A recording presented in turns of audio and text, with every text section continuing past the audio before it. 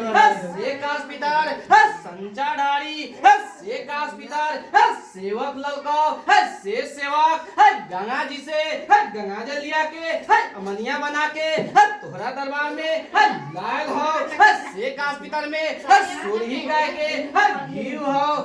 से घीव बचरा को जुटियले हो से घीव सेवक ललकाओ से सेवक गंगा जी से गंगा जल लिया के मनिया बना के तोहरा दरबार में गिरधारी वास्ते लायल हो महाराज से घीव अचतना पावे से घीव रहुआ पे सती निष्ठा बोला जय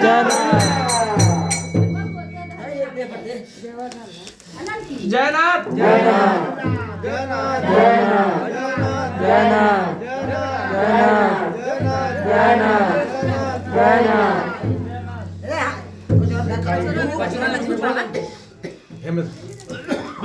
कुछ डाली ना मैं भूख पूरा किया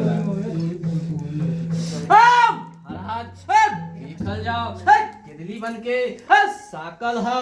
चंदन लकड़ी से साकल सेवक ललको से सेवक लोहार से कटवले हो मुके बाप लागल हो कान ब्यार लागल हो नाक श्वास लागल हो से साकल सेवक ललको से सेवक गंगा जी से गंगा जलिया के मनिया बना के तोहरा दरबार में लायल हो हवन वास्ते लायल हो से साकल छतना पावे से साकल रहुआ पर सती निस्तार बोलन जय स्वाहा स्वाहा